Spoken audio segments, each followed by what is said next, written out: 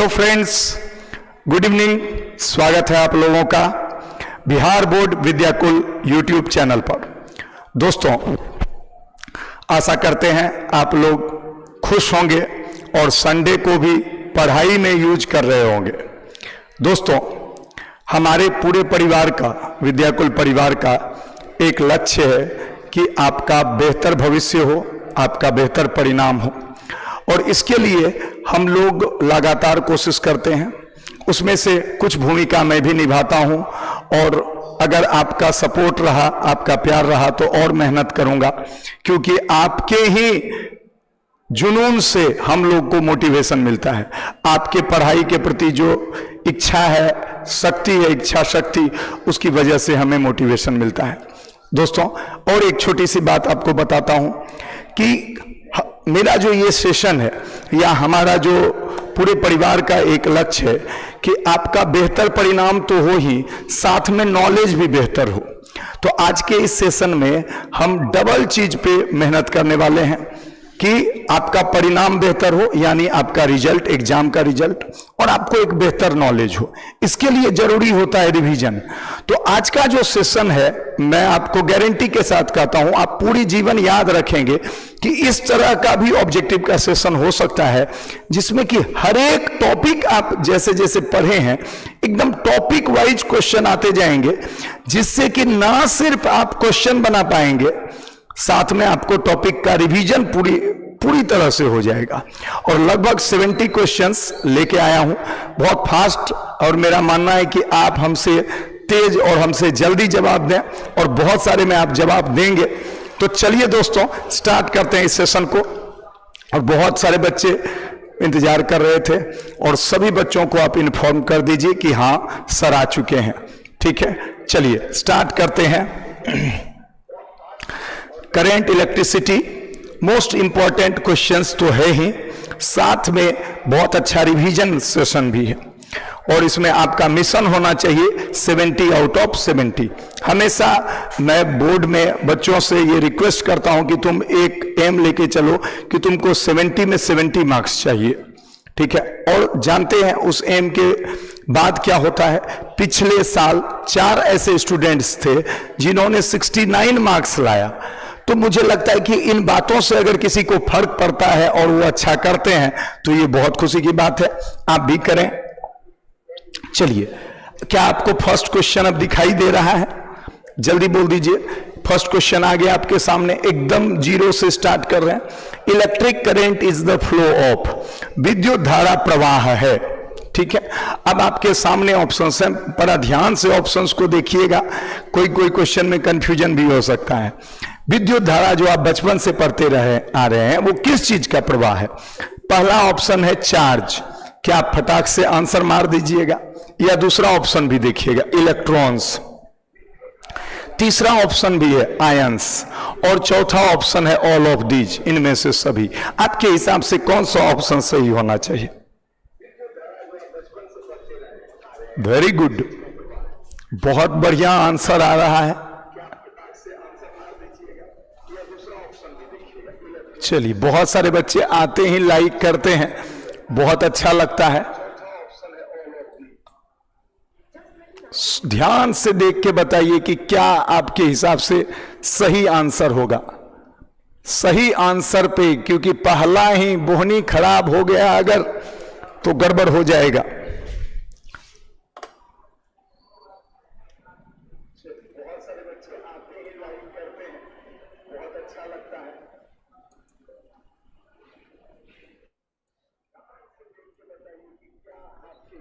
चलिए, पहला क्वेश्चन था, इसलिए हम आपका आंसर बहुत गौर से देख रहे थे, और आपको अब जानकारी दे दिया जाए। इसका आंसर होगा D, all of these. Current charge के भी फ्लो से होता है। इलेक्ट्रॉन के पास भी तो चार्ज ही है मेरे दोस्त, आयंस के पास भी तो चार्ज ही है मेरे दोस्त। तो आंसर लिक्विड में जो जाएगा, लिक्विड में जो जाएगा वो आयन जाएगा, सॉलिड कंडक्टर में जो जाएगा वो इलेक्ट्रॉन जाएगा, मूव करेगा। अदरवाइज जो ओवरऑल जाएगा तो वो चार्ज जाएगा। तो जब तीनों ही सही ऑप्शन है तो आपको ऑप्शन देना चाहिए क्या, डी। तो इस तरह से गलतियां नहीं करना है। चलिए तैयार हो जाइए नेक्स्ट क्वेश्चन के लिए। कहता है instantaneous current is defined as, तात्क्षणिक धारा परिभाषित होती है, किससे परिभाषित होती है? अब dv by D T, dq by D T, de by D T, none of these. Fast fast answer fast. आप क्वेश्चन देखिए, आंसर मारिए अगर आपको दिमाग में है। I बराबर इंस्टेंटेनियस करंट, तात्क्षणिक धारा के लिए क्या था फॉर्मूला? I बराबर dv by D T, dq by D T, de by D T, none of these. तो मेरे प्यारे से दोस्तों, आपका आंसर इस बार जरूर सही है और वो आंसर है बी, क्योंकि आप जानते हैं I इक्वल टू होता है dq by dt, instantaneous current के लिए फॉर्मूला। चलिए मेरे दोस्तों नेक्स्ट कहता है if charge passes through a conductor depends on time as q equal to 2t square plus 3t, then current at t equal to 2 second. t equal to 2 second पे current क्या होगा? यदि किसी चालक से गुजरने वाला आवेश समय पर इस प्रकार निर्भर करता है q equal to 2t square plus 3t, तो t इक्वल टू 2 सेकेंड पर धारा का मान ज्ञात करें। अभी तुरंत आपने पढ़ा कि I equal to D Q by D T, और यही हमने आपको बताया है कि सिर्फ आज ऑब्जेक्टिव नहीं होगा, पूरा चैप्टर रिवीजन नहीं हुआ। जाने वक्त अगर आप दिल से पढ़ाई करते हैं तो जाने वक्त आपको मजबूरी में लाइक बटन दबाना पड़ेगा, जाने वक्त आपको मजबूरी में एक अच्छा सा कमेंट करना पड़ेगा कि नहीं, इतना जबरदस्त सेटिंग करके अगर लाया है ये इंसान तो मेरे लिए बहुत बेहतर किया है कि हम टॉपिक वाइज रिवीजन कर दिया जाएगा। तो D 2t square plus 3t by D T. अब इसको डिफ्रेंशिएट कर दीजिए। डिफ्रेंशिएशन आप जानते हैं 4t प्लस 3, I बराबर 4t प्लस 3। देखिए 2t स्क्वायर का डिफ्रेंशिएशन हो जाएगा 2 आगे आएगा तो t स्क्वायर का 2t हो जाता है, 2 इंटू 2 4t, और 3t के लिए t का 1 हो जाएगा तो 3, 40 प्लस 3। अब यहां जैसे ही 2 सेकेंड पुट कीजिएगा तो 4 दूनी के 8 प्लस 3 11 एम्पियर। अगर आपने 11 एम्पियर आंसर दे दिया है तो आप एक समझदार इंसान हैं। नेक्स्ट क्वेश्चन पर चलिए। कहता है कि if an electron revolves around a nucleus with frequency f, then current will be. यदि एक इलेक्ट्रॉन नाभिक के चारों ओर f आवृत्ति से चक्कर लगाता है तो धारा का मान ज्ञात करें। ये स्मॉल e है, ठीक है। अब आपको बताना है क्या होगा answer. E by F, F by E, F into E, none of these. क्या होगा? तब तक आप लोग आंसर दीजिए, तब तक हम इसको सॉल्व कर देंगे। इसका रेडियस कितना है बाबू? r। इलेक्ट्रॉन घूम रहा है v वेलोसिटी से, ठीक। कोई क्रॉस सेक्शन ले लीजिए तो I बराबर होता है q बाई टी। तो यहां q के जगह पे आ गया इलेक्ट्रॉन का चार्ज और t हो गया इसको एक चक्कर लगाने में लगा समय। एक चक्कर का दूरी हो गया 2 पाई r, और हम जानते हैं समय बराबर होता है दूरी बटे चाल, distance by speed, 2 pi r by v। यहां पुट कर देंगे 2 पाई r और v, और ये हो गया आपका टाइम, और इसका जस्ट उल्टा होता है फ्रीक्वेंसी। तो फ्रीक्वेंसी बराबर होता है 1 बाय टाइम, तो v बाय 2 पाई r। तो v बाय 2 पाई r को आप फ्रीक्वेंसी कह सकते हैं। तो v बाय 2 पाई r को जब फ्रीक्वेंसी कहे तो I बराबर e इंटू एफ। तो हमको लगता है अगर आपने सी आंसर दिया है, अगर आपको ये चीजें याद है, तो आप एक बेहतरीन स्टूडेंट हैं। आप में वो गुण है कि आप बेहतर कर सकते हैं। चलिए मेरे दोस्तों नेक्स्ट क्वेश्चन पर आते हैं। कहता है if n be the number of conduction electrons crossing a certain cross section in the time t, then current I। यदि किसी चालक के अनुप्रस्थ काट से n इलेक्ट्रॉन t समय में गुजरता है तो विद्युत धारा का मान ज्ञात करें। अब जानते हैं आप लोग I बराबर होता है q बाई टी, और q बराबर होता है NE बाई टी। आंसर हो जाएगा इसका NE बाई टी।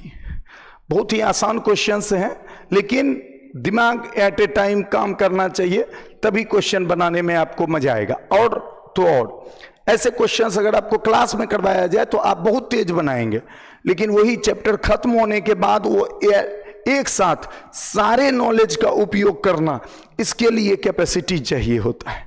ठीक है, आप कई ऐसे बच्चों को देखते होंगे कि वो क्लास में बेहतर परफॉर्मेंस करते हैं, रिजल्ट बेहतर नहीं ला पाते हैं।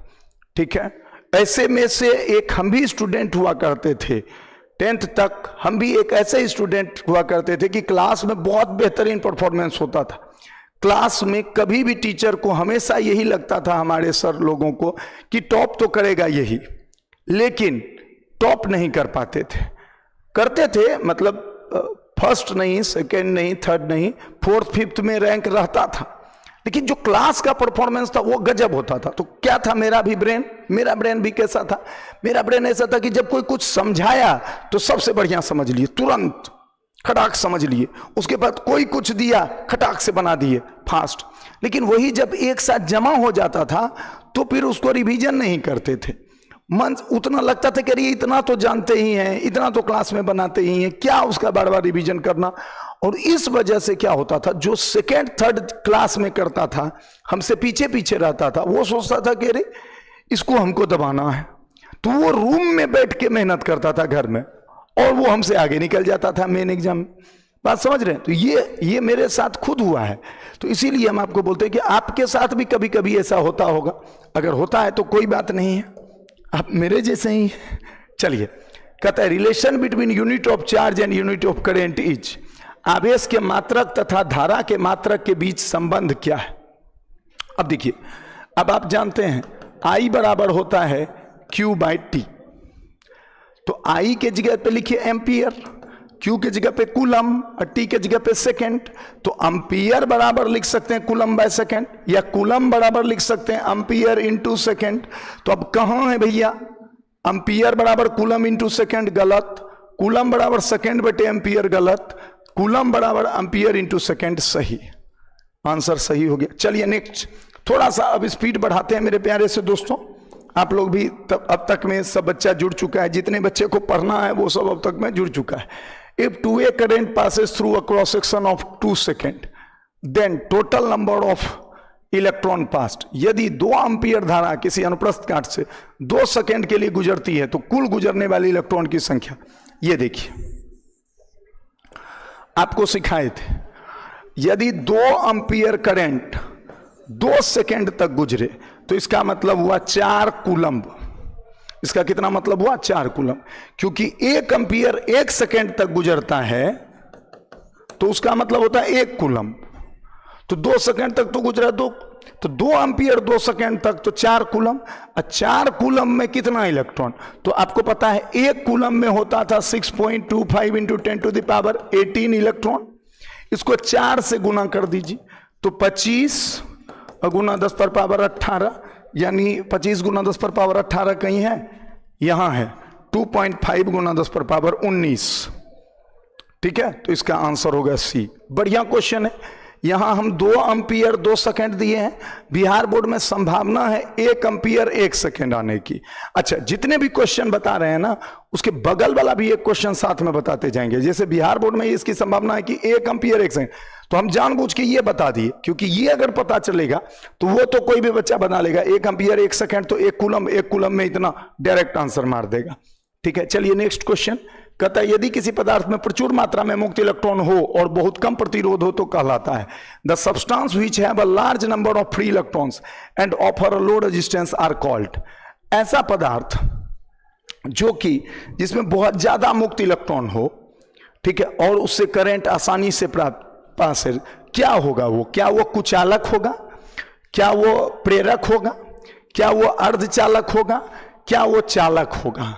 जिसमें प्रचुर मात्रा में मुक्त इलेक्ट्रॉन हो तो आपको पता है चालक होगा। चलिए नेक्स्ट क्वेश्चन पे आते हैं। कहता है potential difference in a circuit is measured in. एक विद्युत परिपथ में विभवांतर मापा जाता है। विभवांतर किससे मापा जाता है? क्या एम्पियर से? पोटेंशियल डिफरेंस जो है वो एम्पियर से मापते हैं कि वोल्ट से मापते हैं कि ओम से मापते हैं कि वाट से मापते हैं? तो आंसर होगा बाबू मेरे वोल्ट। आपको पता है चलिए, 1 stat ampere is equal to 1 stat ampere, मतलब 1 एम्पियर का 3 अरबवां हिस्सा। 1 एम्पियर को 3 अरब से भाग दे दीजिए, यानी 1/3 गुना 10⁻⁻9 एम्पियर जो है वो 1 स्टेट एम्पियर के बराबर है। तो 1/3 गुना 10⁻⁹। क्लियर है ये? नेक्स्ट क्वेश्चन पे आते हैं मेरे दोस्तों। Charge carrier in liquid solution of electrolyte is, electrolyte के विलयन में धारा के लिए आवेश वाहक होते हैं। तो ये इसमें थोड़ा सा हिंदी नहीं लिखे क्योंकि इलेक्ट्रॉन का हिंदी क्या, इलेक्ट्रॉन प्रोटॉन का हिंदी पॉजिटिव और निगेटिव आयन, धन आयन, ऋण आयन, और नन ऑफ दीज को तो छोड़ ही दीजिए। तो कहता है कि इलेक्ट्रोलाइट के विलयन में जब सॉल्यूशन में इलेक्ट्रोलाइट डाल देते हैं, पानी में नमक डाल देते हैं, मान लिया जाए सॉल्ट डाल देते हैं एग्जाम्पल के तौर पे, तो क्या इलेक्ट्रॉन मूव करता है कि दोनों केटायन और एनायन? क्या है आपको सिखाया गया, लिक्विड में दोनों केटायन और एनायन।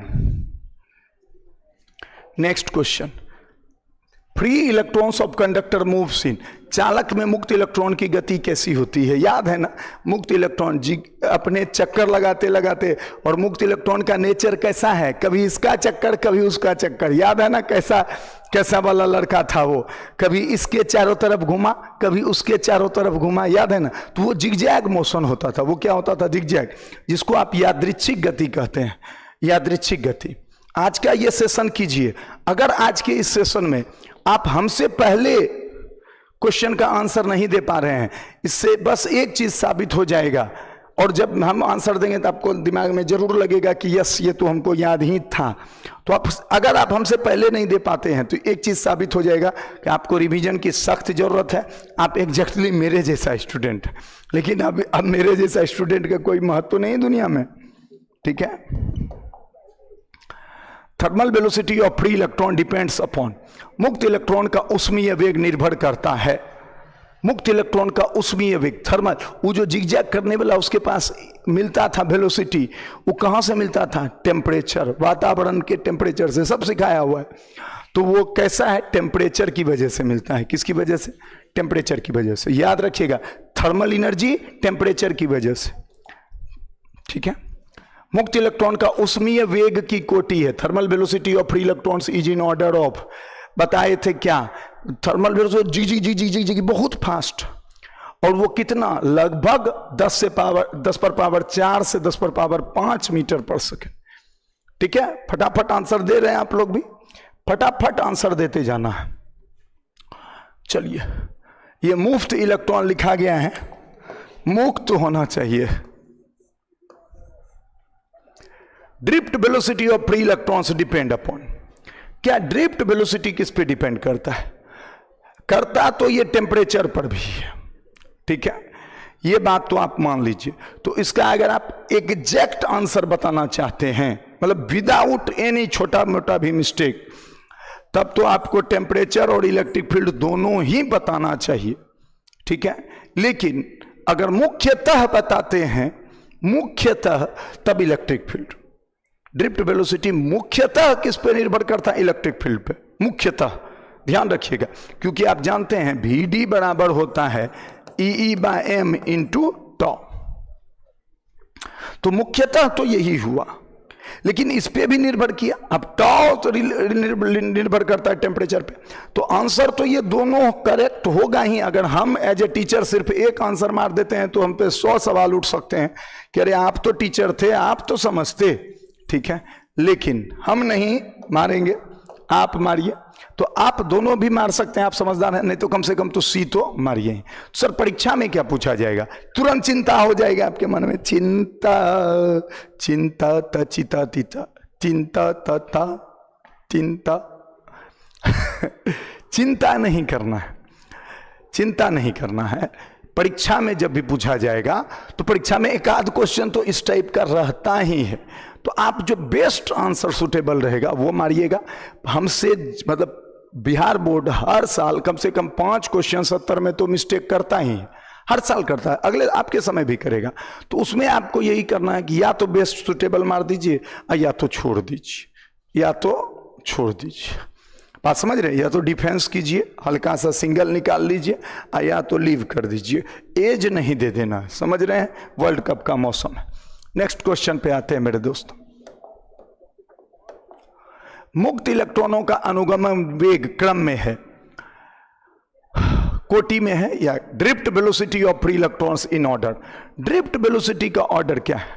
ड्रिफ्ट वेलोसिटी का ऑर्डर क्या है मेरे दोस्तों? ड्रिफ्ट वेलोसिटी का ऑर्डर क्या है?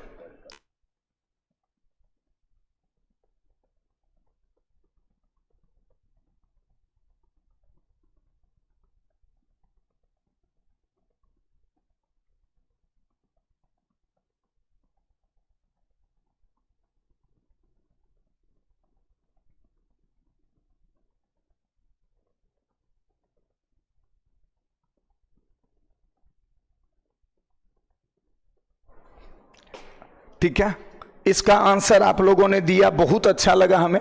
10⁻⁻⁴ से -5 आप दे सकते हैं, बहुत अच्छा लगा। नेक्स्ट क्वेश्चन पे आते हैं। आइए, कहता है यदि चालक का तापमान बढ़ता है तो श्रांति काल, तो याद कीजिए tau is inversely proportional T है। टाउ क्या है? इनवर्सली प्रोपोर्शनल टू टी है। आवाज वगैरह क्लियर है ना? हाँ बाबू, चलिए। तो तापमान बढ़ेगा तो श्रांतिकाल घटेगा, डिक्रीजेज। चलिए, सब बात आप अपने नोट कॉपी में देखिएगा। जो भी क्वेश्चन अभी आप देख रहे हैं उसको अपने नोट कॉपी में मिलाने की कोशिश कीजिएगा, आपके दिल को सुकून पहुंचेगा।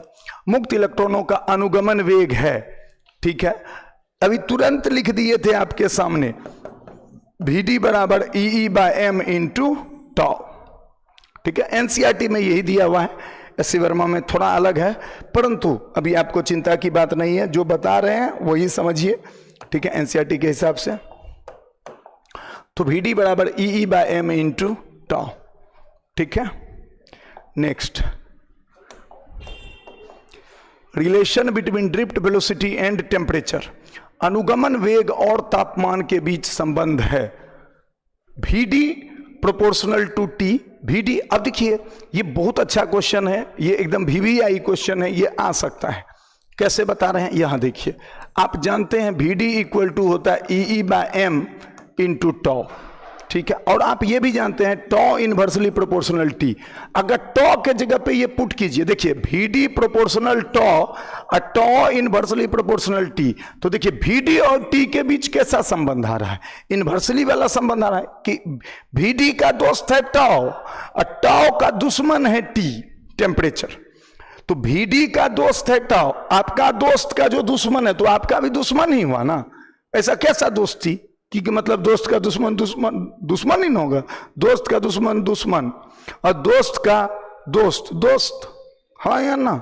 तो भैया इसका ये दोस्त है, उसका ये दुश्मन है, तो इसका भी ये दुश्मन ही हुआ ना। तो भैया ये हुआ। Next, relation between drift velocity and electric current. I बराबर याद है NEA/Vd, I बराबर याद है NEA/Vd। ठीक है, चलिए नेक्स्ट क्वेश्चन। कहता है धारा के प्रवाह के दौरान एक चालक द्वारा उत्पन्न की गई कुल बाधा को कहा जाता है the total obstruction afford by the conductor during flow of charge. अब आपको सोचना है, ये एक डेफिनेशन है, धारा के प्रवाह में उत्पन्न कुल अवरोध को कहते हैं भैया प्रतिरोध। क्लियर है? ये आसान क्वेश्चन। नेक्स्ट, चालक का वह गुण जो आवेश के प्रवाह को बहने में मदद करता है। चालक का वह गुण, the property of conductor which allow the flow of charge is called. Property है जो मदद करता है, गुण, गुण जो विरोध करता है वो कहलाता है प्रतिरोधकता, और जो गुण मदद करता है वो कहलाता है चालकता, कंडक्टिविटी। इसमें दोनों में कंफ्यूजन हो जाता है लोगों को। ठीक है, तो आपको याद रखना ये हो गया कंडक्टिविटी। नेक्स्ट, आ जाइए जल्दी, आप लोग आ जाइए, फास्ट। रेडी हैं? फॉर्मूला ऑफ रेजिस्टेंस इज, तो देखिए ये भी सिखाए थे, I बराबर आपको पढ़ाए थे NEA/Vd, I बराबर NEA VD बराबर E by ml into tau, तो I बराबर हो गया था NE square by m into tau A by L into V। इसके जस्ट उल्टा को कहते हैं रेजिस्टेंस। इसके जस्ट उल्टा को क्या कहते हैं मेरे दोस्त? रेजिस्टेंस। तो रेजिस्टेंस का क्या होगा? m by NE square tau, कहां है? m by NE square tau into L by A, ये होगा। ये असल में क्या है? ये है m by NE square tau into L by A। इसको समझिए, ये मिस्टेक मत कीजिएगा, ठीक है? तो ये किसका हुआ? प्रतिरोध का सूत्र हुआ। ये हम लोग जब ये दोनों फॉर्मूला पढ़े थे, इसको यहां पे सेट किए थे। चलिए, आप में से अगर कोई ऐसे भी बच्चे हैं जो कि पहली बार ये सब देख रहे हैं और उनको लग रहा है कि ये सब क्या सर बता रहे हैं, कहां से बता रहे हैं, हम लोग कैसे जाने, तो जुड़िए, हमारे विद्याकुल परिवार से जुड़िए। हमारे विद्याकुल परिवार में बेहतरीन सब शिक्षक मौजूद हैं जो कि आपके लिए निरंतर प्रयास करते रहते हैं। अगर आप विद्याकुल परिवार से जुड़ जाते हैं तो रिजल्ट की तो गारंटी हो जाती है। तो जुड़िए हमारे परिवार से। फॉर्मूला ऑफ कंडक्टेंस इज, चालकत्व का सूत्र है, चालकत्व का सूत्र है। देखिए, रेजिस्टेंस का उल्टा होता है कंडक्टेंस। ये देखिए, इतना वो बताते, यही है हमारा, पता है, चालकत्व। नहीं, ये पूरा है चालकत्व। ये जो है ना, इसका जस्ट ये जो था ना, यही था आपका कंडक्टेंस, यही था कंडक्टेंस। आई बराबर G इंटू V, ये जो G है यही है कंडक्टेंस, ठीक है? तो यही होगा। तो चालकत्व, कंडक्टेंस, तो NE square tau by m into A by L, ठीक है? नेक्स्ट क्वेश्चन पे चलते हैं। चालकत्व और चालकता के बीच का संबंध, ठीक है, बताते हैं आपको। देखिए, R बराबर होता है रो L बाय A और G बराबर होता है, देखिए, उल्टा, ठीक है? तो A बाय L और सिग्मा, इसका जस्ट उल्टा। तो G बराबर होगा सिग्मा A बाय L। यही है, ये है चालकता और ये है चालकत्व, ठीक है? अगर आप ये सब पढ़े हैं, ये सब बहुत अच्छे से आता है, तो इसका मतलब आपने बहुत अच्छे से क्लास किया है। तो G बराबर sigma A by L। Next question, जो ये जितने भी क्वेश्चन हैं सब इजी हैं, लेकिन एकदम अंदर अंदर टॉपिक से निकाले हुए क्वेश्चंस हैं, सारे आपके नोट कॉपी में हैं। चालकता और प्रतिरोधकता के बीच संबंध एकदम जस्ट उल्टा, रो बराबर 1 बाय सिग्मा, सिग्मा बराबर 1 बाय रो, जो दे दे तो यही ले लो। बराबर नहीं दिया हुआ है लेकिन संबंध तो ठीक ही है। नेक्स्ट क्वेश्चन, प्रतिरोध की एसआई इकाई क्या है? अब देखिए, ये क्वेश्चन बिहार बोर्ड के हिसाब का है। सॉरी, थोड़ा सा हम बिहार बोर्ड के साथ मजाक करते हैं, इसलिए कभी कभी वो वर्ड निकल जाता है। एसआई यूनिट ऑफ रेजिस्टेंस, प्रतिरोध की एसआई इकाई क्या है? तो मेरे प्यारे से दोस्तों, एकदम ध्यान पूर्वक सुनिए और समझने की कोशिश कीजिए। आपके मन में जैसे ही प्रतिरोध की एसआई इकाई पूछी जाएगी, आपके मन में खटाक से आएगा ओम। अच्छा, जानते हैं ये ऑब्जेक्टिव सेशन करने का फायदा क्या होता है? ऑब्जेक्टिव सेशन करने का फायदा, दिमाग तो फास्ट होता ही है, ठीक है, रिवीजन खतरनाक हो जाता है, दिमाग फास्ट होता है। जैसे आप खटाक से देखें, अब आप अगर कॉम्पिटिटिव टाइप के बच्चे हैं तो आप सोचिएगा हमको सर से पहले जवाब देना है, ठीक है? अब उसके लिए आपका दिमाग फास्ट काम करेगा, एकदम खटाखट खटाखट खटाखट खटाखट। प्रतिरोध की एसआई इकाई क्या है? तो आपके दिमाग में क्या आएगा? ओम। ओम तो चचा है ही नहीं, ओम चचा कहीं है ही नहीं, गड़बड़ हो गया।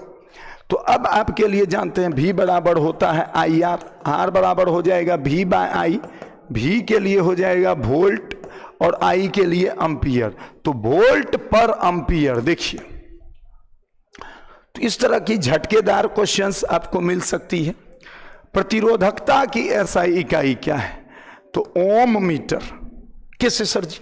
R बराबर होता है रो L बाय A, यही है प्रतिरोधकता, ठीक है? R है रेजिस्टेंस, L है लेंथ यानी मीटर, A है एरिया यानी मीटर स्क्वायर,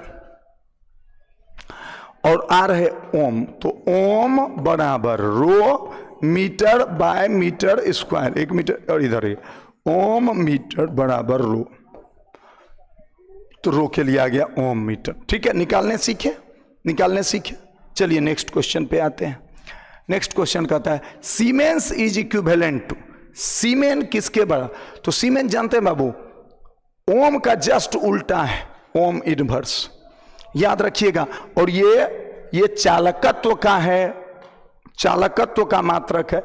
ये नीट में भी पूछा जा चुका है, बिहार बोर्ड में भी पूछा जा चुका है। ठीक है, प्रतिरोध का बीमीय सूत्र क्या है, तो आइए ये क्वेश्चन बहुत बढ़िया है, ऐसा क्वेश्चन पूछा जा सकता है। V बराबर होता है आई आर, आर बराबर हो जाएगा V बाय आई।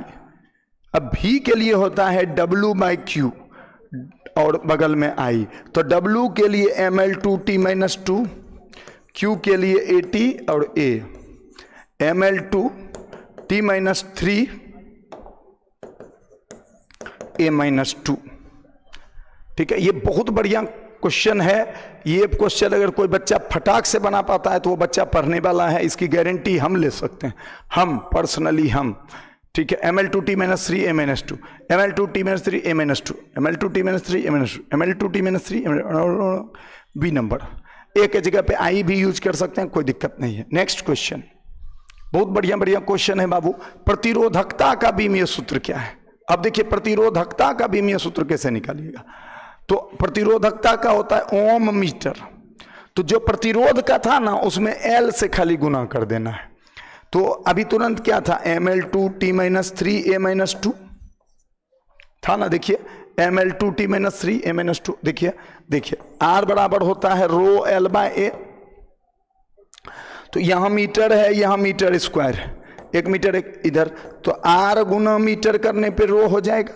तो R के लिए तो हमको पता है, अब मीटर के लिए लेंथ यूज करेंगे, मीटर के लिए डायमेंशनल फार्मूला में लेंथ यूज करेंगे। अगर आप ये डायमेंशनल फार्मूला नहीं निकाल पा रहे हैं तो आपने मेरा डायमेंशनल वाला सेशन नहीं किया था, ये तो निश्चित है। अब नहीं कीजिएगा तो यही होगा। ठीक है, हम या तुम कुछ नहीं, बिना पढ़े अगर तेज होना होता तो हम भी पढ़ते नहीं। ठीक है, आपके जो भी गुरुजी आपको पढ़ा रहे हैं, ये जो गुरुजी हैं ये अब खुद अपने जमाने में बहुत जान दिए हैं तब आपको पढ़ा रहे हैं। ये बात और है कि आपको नहीं लगता होगा, लेकिन उतना नॉलेज लाने के लिए ना कितना घिसना पड़ता है ये तो गुरुजी को ही पता है। ठीक है, तो इसमें L से खाली गुना कर दीजिए तो ml3 हो जाएगा, तो आंसर हो जाएगा ml3t-3 A-2। इसमें L से खाली गुना कर दीजिए तो हो जाएगा ml3t-3 A-2।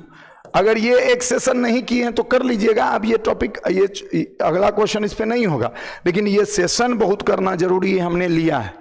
अगर आप किए हैं तो बोल सकते हैं कि यस सर हम किए हैं, ml3t-3 I-2। ठीक है, अब ड्रिफ्ट वेलोसिटी पर unit applied electric field defined as, इकाई आरोपित विद्युत क्षेत्र से उत्पन्न अनुगमन वेग के रूप में परिभाषित किया जाता है। अब देखिए क्या ये बोल रहा है, बच्चा समझेगा ही नहीं, क्योंकि ये डेफिनेशन लिखा हुआ है। किस चीज का डेफिनेशन लिखा हुआ है, कहता है ड्रिफ्ट वेलोसिटी पर यूनिट अप्लाइड इलेक्ट्रिक फील्ड, यानी VD बाय E। और जानते हैं बाबू VD बाय E क्या है, ये है गतिशीलता, मोबिलिटी, गतिशीलता। देखिए आप फंस जाइएगा।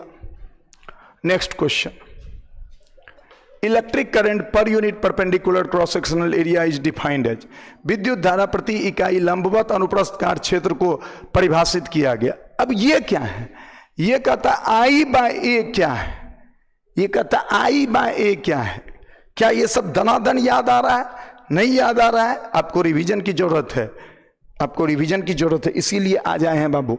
और अगले सेशन में हो सकता है कैपेसिटर वाला सेशन लेके आ जाए या गॉस लॉ वाला लेके आ जाए, कि जो जो आप भूल गए ना उससे थोड़ा सा रिवीजन करवा देंगे, जिससे कि जानते हैं कभी कभी क्या होता है, एक ऐसे बच्चों को मैंने देखा है कि जैसे कि वो नहीं पढ़ रहा है, क्लास कर रहा है, रिवीजन नहीं कर रहा है, बैठा हुआ, सडनली कोई इस तरह का ऑब्जेक्टिव सेशन हुआ, उसका दिमाग झंझनाया, जा मेरा तो सब निकल रहा है दिमाग से। उसके बाद वो थोड़ा और मेहनत बढ़ाता है कि 10-20 मिनट रिवीजन के लिए भी समय रखने लगता है। तो ये सब चीज घटनाएं होता है और फिर वही सब बहुत अच्छा होता है आगे बढ़ के। तो ये हो गया J बराबर I बाय A, इसको कहते हैं current density, current density. Next question कहता है धारा घनत्व और चालकता के बीच संबंध। अब ये भी देखिए, J बराबर I बाय I बराबर NeAVD बाय ए। अब बोलिए हमको खुद नहीं याद है लेकिन हमको प्रूफ करने आता है, तो J बराबर Ne VD के जगह पे EE by M into tau, J बराबर NE square by M into tau E, इसी को तो कहते हैं सिग्मा। तो देखिए हम कैसा आदमी है, अगर हमको फॉर्मूला नहीं याद रहा तो हम प्रोसेस पे ध्यान दे देते हैं और खट खट खट खट खट खट खट खट बनाते हैं। J बराबर सिग्मा ई, J बराबर सिग्मा ई, J बराबर सिग्मा ई। ये क्वेश्चन आपको बता दें, ये क्वेश्चन एयरफोर्स में इसी साल पूछा गया है, ये क्वेश्चन एयरफोर्स में इसी साल पूछा गया है, यही सेम क्वेश्चन, ठीक है। J बराबर सिग्मा ई, उसमें वेक्टर चिन्ह भी रहेगा, उसमें वेक्टर चिन्ह भी रहेगा। बढ़िया एग्जाम में तो ये सब बहुत छोटा छोटा चीज पे गौर करता है। Next, relation between drift velocity and mobility, ये अभी तुरंत बताए थे, म्यू बराबर VD बाई ई। याद आया, ठीक है। सब टॉपिक टच होगा, सब टॉपिक टच होगा। गतिशीलता और चालकता के बीच संबंध, सिग्मा बराबर म्यू NE, 2 मिनट में प्रूव कर सकते हैं। म्यू बराबर होता है VD बाई ई, VD बराबर होता है EE by M into tau, और नीचे में E कैंसल, म्यू बराबर E by M into tau, mu NE बराबर NE स्क्वायर, यहाँ ये टाउ ऊपर रहेगा, ये टाउ ऊपर रहेगा मेरे दोस्त, ये टाउ किधर रहेगा, ऊपर, तो NE square by M into tau, यही तो है सिग्मा। तो म्यू NE बराबर सिग्मा, सिग्मा बराबर क्या आ गया, म्यू NE। ये हम आपको बताए भी थे, और ये भी बताए थे कि ये फॉर्मूला आपके मॉडर्न फिजिक्स में भी काम आता है। नेक्स्ट क्वेश्चन, विद्युत धारा घनत्व का बीमीय सूत्र क्या है। ये सबसे आसान है लेकिन लोगों को बहुत मुश्किल होता है। J बराबर I बाय ए है ना, तो I के लिए तो आप I लिखिए, कोई दिक्कत नहीं। A मतलब एरिया हुआ, ऊपर गया L-2, तो देखिए कहां है, या इसको AL-2 खोजिए। देखिए ये हुआ AL-2, बहुत आसान है लेकिन आदमी फंस जाएगा, बहुत बार फंसते हुए मैंने बच्चों को देखा। नेक्स्ट, प्रतिरोध और तापमान के बीच संबंध, तो आपका पता है R डायरेक्टली प्रोपोर्शनल होता है T, टेम्परेचर बढ़ने से प्रतिरोध बढ़ता है, टेम्परेचर बढ़ने से प्रतिरोध बढ़ता है। निम्नलिखित में कौन सा सदिश राशि है, जानते हैं, ये भी सदिश नहीं है, ये भी सदिश नहीं है, ये भी सदिश नहीं है, पर ये सदिश। अभी तुरंत आप देखे होंगे हम J पे वेक्टर दिए थे, याद है, J बराबर सिग्मा ई। तो ये सब छोटी छोटी चीजों को खटा के यूज कर लीजिए। अरे अभी तो सर दिए थे J बराबर, तो उसमें तो वेक्टर यूज किए थे, यानी ये वेक्टर होगा। नेक्स्ट क्वेश्चन पे आते हैं मेरे दोस्त, कहता है प्रतिरोध और तापमान के बीच संबंध क्या है।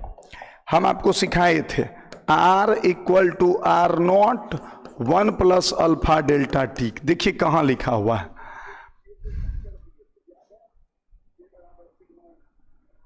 यहां पे डेल्टा छूटा हुआ है, डेल्टा होगा तब ये सही हो जाएगा। R बराबर R0 1 plus alpha delta T, delta होना बहुत जरूरी है, ठीक है। ये भी आपको प्रूफ करवाए हुए हैं, समझाए हुए हैं। इसी में प्रतिरोधकता का जो उष्मीय गुणांक है, थर्मल कोफिशिएंट ऑफ रेजिस्टिविटी, इसका होता है kelvin inverse, kelvin inverse. Alpha बराबर होता है delta R by delta T R0। इसका यूनिट कट गया, इसका केल्विन ऊपर गया, केल्विन इनवर्स, केल्विन इनवर्स। क्या लग रहा है, अब दिल से बताइए, अभी तक में आपको क्या लगा कि ये रिवीजन करने के लिए बहुत जबरदस्त सेशन है या नहीं? क्या इससे आपको अपने रिवीजन की जरूरत महसूस हुई, या आपको लगा कि नहीं देखिए सब कुछ एकदम पढ़ा हुआ है लेकिन कुछ कुछ चीजें थोड़ी थोड़ी भूल रहे हैं, हमको रिवीजन की जरूरत है? या कोई ऐसा बच्चा जिसको लग रहा हो कि नहीं नहीं हमारा रिवीजन भी बढ़िया है और हम बहुत हद तक दिए अच्छा जवाब? आप लोग से जरूर हम रिक्वेस्ट करेंगे, आज के कमेंट सेक्शन में आप सबका कमेंट चाहते हैं, कमेंट सेक्शन में, चैट सेक्शन में नहीं, कमेंट सेक्शन में जो आपको फील हुआ वो जरूर बताएं। तापमान में वृद्धि के साथ अर्धचालकों का प्रतिरोध। अभी तक हम लोग अर्धचालक पढ़े नहीं हैं, हम लोग मॉडर्न फिजिक्स में पढ़ेंगे, लेकिन ये क्वेश्चन बहुत इंपॉर्टेंट है बिहार बोर्ड के लिए, इसलिए हम बताते हैं कि ये अर्धचालक का जो नेचर होता है चालक का जस्ट उल्टा। तो तापमान बढ़ाने से टेम्परेचर बढ़ाने से रेजिस्टेंस बढ़ता है, ये तो पता है कंडक्टर का, लेकिन अर्धचालक का इसका जस्ट उल्टा है। तो तापमान बढ़ाने से प्रतिरोध घटता है। ठीक है, नेक्स्ट क्वेश्चन। अभी मत लिखिए, कमेंट में जरूर लिखिएगा याद से कि आज कुछ लिखना है। निम्नलिखित में किस पदार्थ में प्रतिरोधकता का तापमान गुणांक लगभग शून्य होता है? मैग्नीन। मैग्नीन में ना कि वो जो अल्फा का मान है वो लगभग शून्य होता है, मतलब बहुत ज्यादा असर नहीं पड़ता है, इसीलिए इसका उपयोग रेजिस्टेंस बॉक्स के मटेरियल में किया जाता है। कम तापमान पर एक पदार्थ का प्रतिरोध अचानक शून्य हो जाता है तो वह कहलाता है, जिस पदार्थ का प्रतिरोध लगभग शून्य हो जाए वह कहलाता है सुपर कंडक्टर, अतिचालक। फ्यूज का तार पदार्थ से बना है जिसमें fuse wire made up of material which has. अब फ्यूज का जो वायर होता है उसमें क्या होता है, उसमें हीट ज्यादा पैदा होना चाहिए लेकिन जल्दी गलना चाहिए, तो गलनांक कम और प्रतिरोध ज्यादा। उच्च प्रतिरोधकता उच्च गलनांक, उच्च प्रतिरोधकता निम्न गलनांक, कम गलनांक या निम्न गलनांक बोल सकते, high resistivity and low melting point. Next question कहता है steady current passes through a conductor and its cross sectional area becomes half, then drift velocity becomes। बहुत बढ़िया क्वेश्चन है। स्टीडी करंट कहता है एक करंट ऐसा पास हो रहा है कि इसका क्रॉस सेक्शनल एरिया घट जाता है a/2, तो क्या होगा? सुनिए, जो आई यहां होगा वही आई यहां होगा। तो देखिए बहुत मजेदार है, यहां का मानिए VD और यहां का मानिए VD डैश, समझिए आई, तो यहां आई बराबर होगा NEA/VD, और यहां भी तो आई ही होगा, तो यहां होगा NEA/2 VD डैश। तो यहां का ये दोनों बराबर है, तो देखिए NEA/VD बराबर NEA/2 VD डैश, तो NEA कैंसल, 2 इधर है, 2 VD बराबर VD डैश। तो यहां जो आते आते ड्रिफ्ट वेलोसिटी बढ़ जाएगा, यहां आते आते, क्योंकि जो करंट किसी भी कंडक्टर में जितना करंट घुसा है उतना ही करंट निकलेगा। ये जबरदस्त क्वेश्चन है, बढ़िया लेवल का क्वेश्चन एक इसमें है, तो उसको हम आपको बता दे रहे हैं कि जितना करंट घुसा है उतना ही करंट निकलेगा, ये निश्चित है। लेकिन एरिया आधा हो गया है, तो आप लिखिए I बराबर NEA/VD लिख दिए, यहां भी लिखिए I बराबर NEA/2 VD डैश। अब तो करंट तो बराबर है, इस दोनों को बराबर कर दीजिए, तो VD डैश बराबर 2। तो कहता है आधा, तो अनुगमन वेग हो जाता है 2 गुना, यहां जाके अनुगमन वेग डबल हो जाता है। बहुत ही बढ़िया क्वेश्चन है, कंपटीशन में पूछा हुआ क्वेश्चन। नेक्स्ट क्वेश्चन,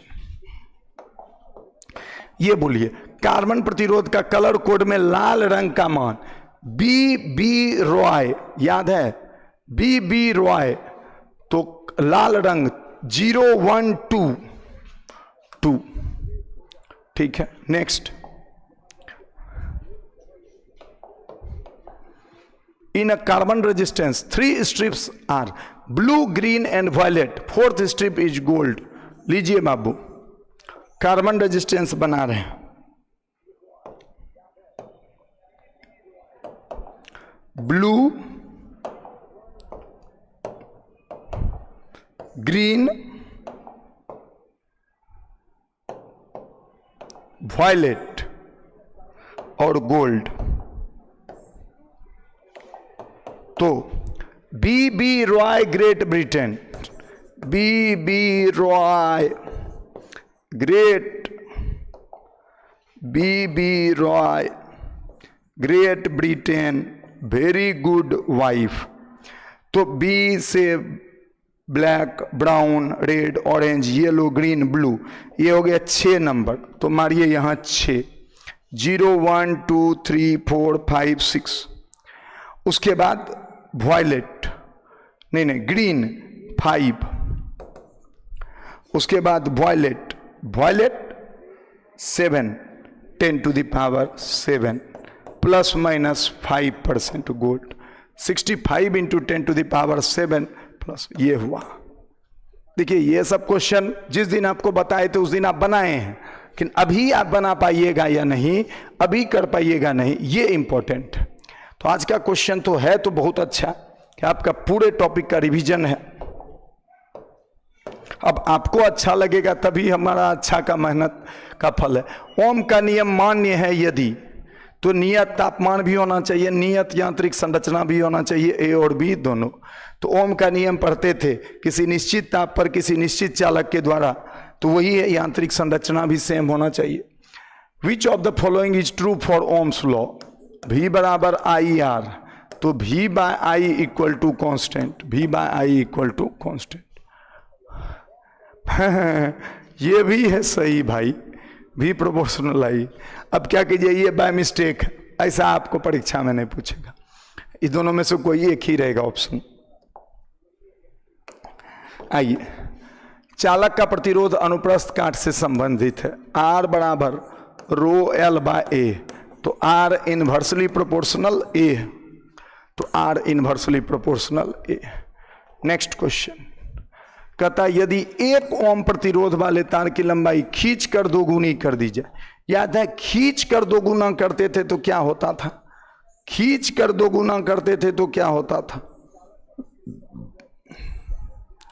लेंथ भी डबल हो जाता था और एरिया आधा हो जाता था। खींच कर दोगुना करते थे तो क्या होता था? लेंथ डबल हो जाता था, एरिया आधा हो जाता था। याद आया? कोई दिक्कत? तो देखिए, तो इसका अगर 1 ओम है तो इसका हो जाएगा 4 ओम। कैसे? रो एल बाय ए, और ये हो जाएगा रो 2L बाय ए बाई 2, तो 2 पड़ गया 4 रो एल बाय ए, तो 4R। ठीक है, तो 1 ओम है तो कितना ओम हो जाएगा? 4 ओम। बहुत बढ़िया क्वेश्चन है, इजी ही है पर ठीक है।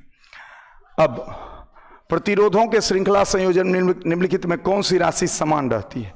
याद कीजिए, जब रेजिस्टेंस सीरीज में रहेगा तो क्या सेम रहता है? तो करेंट क्या सेम रहता है बाबू? करेंट सेम रहता है। ठीक है,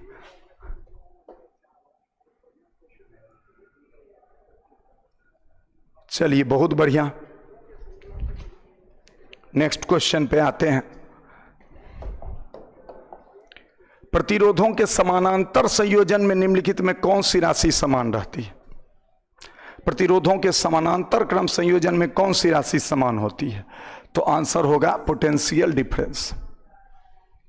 क्या आप लोगों में कुछ बच्चों को, 2 तरह के बच्चे होना चाहिए, कुछ को तो कॉन्फिडेंस फील होना चाहिए कि यस हमको आता है, और कुछ को यह भी लगना चाहिए कि नहीं हमको मेहनत की जरूरत है। तो प्लीज आप जरूर बताइएगा, आई रिक्वेस्ट। ठीक है, कहता 1 मीटर लंबाई और 1 मीटर स्क्वायर अनुप्रस्थ काट वाले तार का प्रतिरोध कहलाता है प्रतिरोधकता, रजिस्टिविटी कहलाता है। 1 मीटर लंबाई और 1 मीटर स्क्वायर एरिया, तो देखिए R बराबर होता है रो एल बाय ए, तो रो 1 मीटर लंबाई बटे 1 कैंसल, तो रो R बराबर क्या हुआ? रो प्रतिरोधकता। और इसका दूसरा नाम है विशिष्ट प्रतिरोध। देखिए अभी हमी से मिस्टेक हो जाता, इसका आंसर होगा C, both A and B। इसका एक नाम है विशिष्ट प्रतिरोध भी, याद रखिएगा।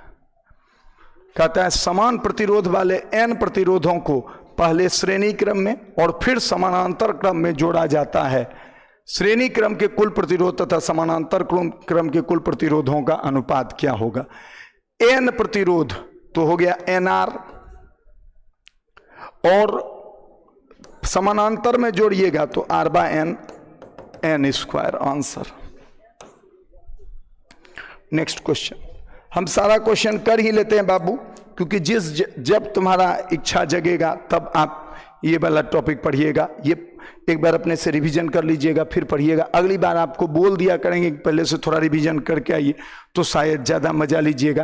लेकिन अब हो सकता है कि लगातार 4-5 संडे 6 संडे को हम आपको इस टाइम में मिलेंगे ही, लगातार बहुत हद तक चांस।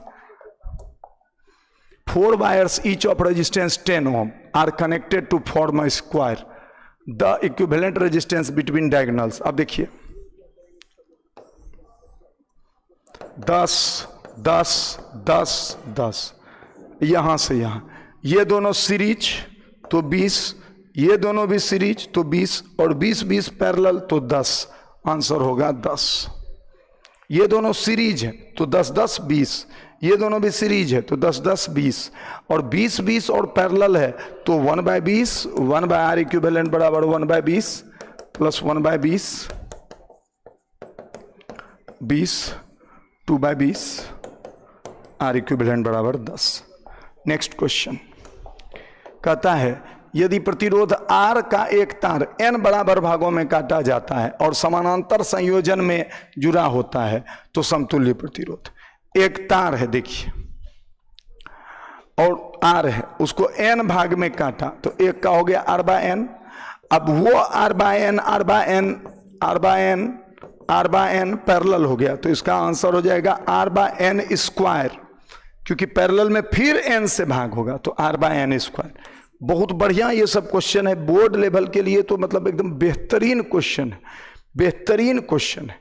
कहता है एक तार है R का, उसको n भाग में काट दिए तो एक का हो गया R/n। अब उस n को ऐसे करके पैरेलल में लगा दिए R/n, तो अगर RR होता था तो R/n होता था, R/n है तो फिर से एक बार n से भाग देगा R/n स्क्वायर। ये छोटा सा क्वेश्चन लोगों को बहुत परेशान कर देता है। नेक्स्ट क्वेश्चन, 3 ओम और 6 ओम प्रतिरोध के 2 प्रतिरोधक समानांतर क्रम में हैं। यदि 30 एम्पीयर विद्युत धारा प्रवेश करता है तो 3 ओम के प्रतिरोध से गुजरने वाली धारा होगी 20 एम्पीयर। देखिए इधर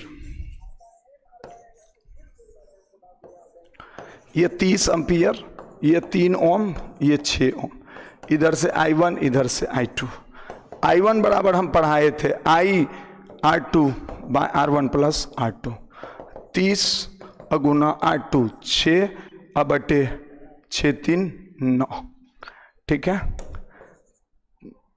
2 बार में 3 बार में 10 दूनी 20 एम्पीयर, ठीक है। नेक्स्ट क्वेश्चन, किसी अनादर्श सेल के विद्युत वाहक और विभवांतर दोनों होते हैं, कभी कभी बराबर भी होते हैं और हमेशा अलग नहीं होते हैं, कभी कभी बराबर होते हैं, ठीक है, हमेशा बराबर भी नहीं होते हैं, हमेशा अलग भी नहीं होते हैं, कभी कभी बराबर होते हैं। EMF VA माइनस VB बराबर EMF माइनस IR, ये तब जब करंट होता है, और VA माइनस VB बराबर EMF तब जब करंट 0 होता है। तो ये दोनों होता है अनादर्श सेल में। नेक्स्ट क्वेश्चन, 2 सेल जिनके विद्युत वाहक बल क्रमशः E1 E2 और आंतरिक प्रतिरोध क्रमशः R1 R2 है, समानांतर क्रम में जुड़ा हुआ है, इस संयोजन का समतुल्य विद्युत वाहक बल सिखाए थे। E2 R1 plus E1 R2 by R1 plus R2, तो E2 R1 plus E1 R2 by R1 plus R2। Power of an electric circuit is, विद्युत परिपथ का प्रतिरोध, विद्युत परिपथ की शक्ति P बराबर V² बाय R, P बराबर VI भी होता है, P बराबर V बराबर IR, I बराबर V बाय R, तो V² by R, V² by R कहाँ है, V² by R, V² by R। Next question, अब 5-6 क्वेश्चन बचा हुआ है, तुरंत जानबूझ के बता दिए, होता तो छोड़ देते, आपका एनर्जी जुनून जोश थोड़ा सा घट गया तो सोचे कि छोड़ दें, लेकिन नहीं छोड़ता है, क्योंकि जो पढ़ने वाले बच्चे हैं वो लगे हुए हैं, वो सोच रहे हैं कि नहीं कुछ तो हम आज जरूर सीखे इस 1 घंटे में। Kilowatt hour is a unit of, kilowatt hour किसका है, विद्युत ऊर्जा का। किलोवाट आवर विद्युत ऊर्जा का, किलोवाट विद्युत शक्ति का।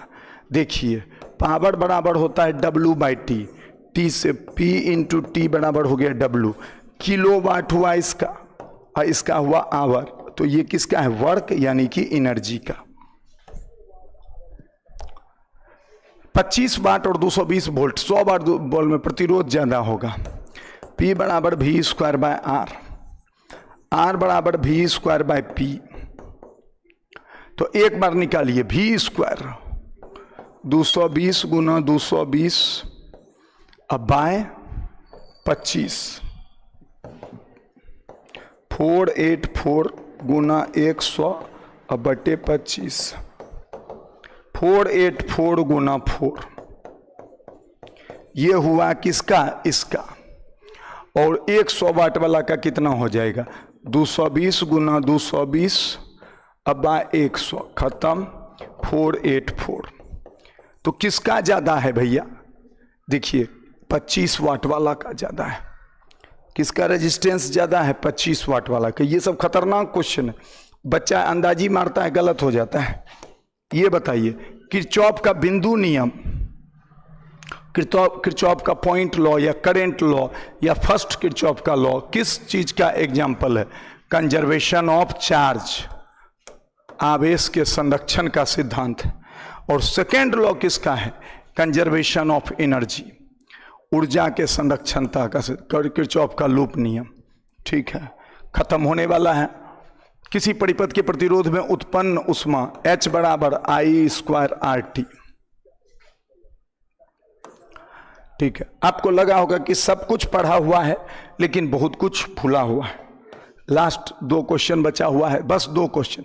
किसी धारामापी को अमीटर में परिवर्तित करने के लिए शंट को गैल्वेनोमीटर के साथ, अगर अमीटर बना रहे हैं तो शंट को पैरेलल में जोड़ेंगे, और वोल्ट मीटर बना रहे हैं तो रेजिस्टेंस को, बड़े रेजिस्टेंस को सीरीज में जोड़ेंगे।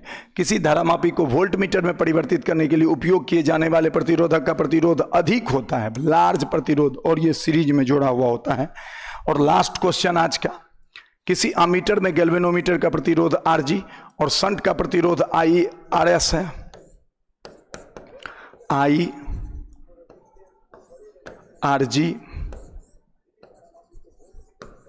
RS। लास्ट क्वेश्चन है मेरे दोस्त, तो हमको IG बराबर होगा IRS by RG plus RS। तो I बराबर हो जाएगा IG into RG plus RS by RS। तो यही हुआ आपका RG plus RS by RS। ठीक है, तो आज के लिए इतना ही। आशा करते हैं कि आपको ये जरूर फील हुआ होगा कि सब टॉपिक कवर हुआ, और आप इस वीडियो की मदद से पूरे करंट चैप्टर का रिवीजन कर सकते हैं। अब जिस दिन आपको इस वीडियो का सारा क्वेश्चन मेरे जवाब देने से पहले बनने लगा, यानी आपको करंट चैप्टर का बिहार बोर्ड के ऑब्जेक्टिव में कभी कोई परेशानी नहीं हो सकता है। ठीक है, आशा करते हैं आपको पसंद आया होगा।